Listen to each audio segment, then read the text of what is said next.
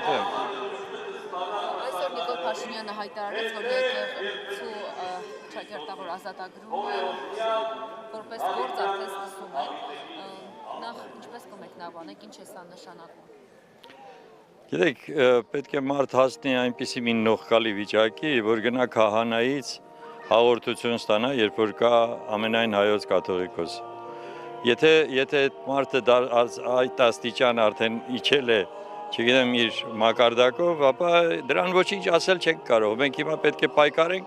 պահպանելու մեր հայ առաքելական եկեղեցու բոլոր արժեքները։ Սա գլխավոր հարցն է, եւ երկրորդը այն ինչ որ ինքը տրամադրությունը ձևավորում, մարդկանց ուղեղները լվանում, որ իբր թե կարելի է նաև ձևավորել մի նոր եկեղեցի հայկական, սա ուղղակի հանցագործություն է հայ ազգի դեմ։ Դրա համար այստեղ մեկ բան է, միայն միասնությունը ազգի լավագույն հատվածի, որը կարողանալու է պահպանել հայրենիքը, առաջին հերթին հայրենիքը։ Տեսեք ինչ է ստացվում, նա վազեց գնաց Հռոմի պապի հաղորդությունը ստացավ, ոնց որ թե ինքը կաթոլիկ է, կաթոլիկ չի։ Եթե կաթոլիկ է, թող ասի դրա մասին։ Այսօր գնում է հաղորդություն ստանա ինչ որ մի քահանայից, որը կարգալույծ է արված։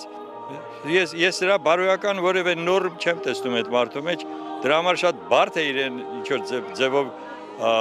ասել, որ ով է ինքը, ով է, չգիտեմ։ Հավանաբանքում հիմա քաղաքացիներ են հավաքվել, որոնք իրենց հորդորով են այնտեղ։ Այստեղ